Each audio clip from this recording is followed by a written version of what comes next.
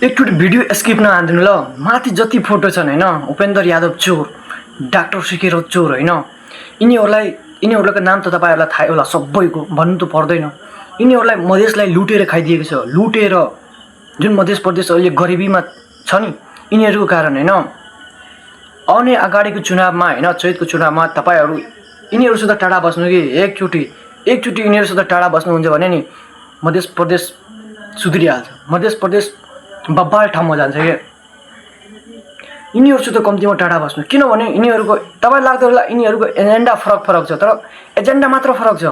यिनीहरुको काम एउटै हो, लुटेर खाने, जनता लुटेर खाने। किनभने तपाई आफ्नो घर हेर्नु हैन, तपाईहरु विदेशमा खट्नुहुन्छ, कोही विदेशमा खटेर फर्किन्छ, तर कोही बाकसमा फर्किन्छ।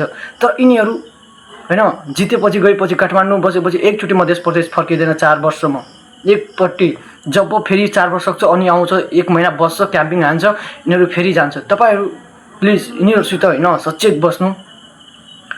र यिनीहरु तपाई आफ्नो घर हेर्नु, उनीहरु घर हेर्नु। उनीहरुको छोराहरु कुन देशमा पढ्दैछन्, तपाईको छोराहरु कहाँ पढ्दैछन् र कतिको कहाँ पढ्दैछन्, के पढ्दैछन् हैन।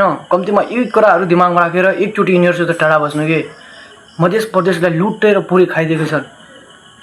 मध्य प्रदेशलाई कोहीको छोडेको छैन हैन। आउने अगाडिको चुनावमा यिनीहरुको औकात हेराउनु पर्छ, यो सबै चोरहरुको।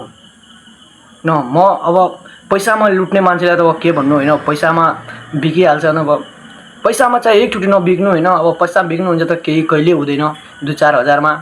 पैसामा चाहिँ एकचोटि नबिक्नु के, मध्य प्रदेश सुध्रिहाल्छ। कुनै युवाको हातमा गयो भने मध्य प्रदेश सुध्रिहाल्छ।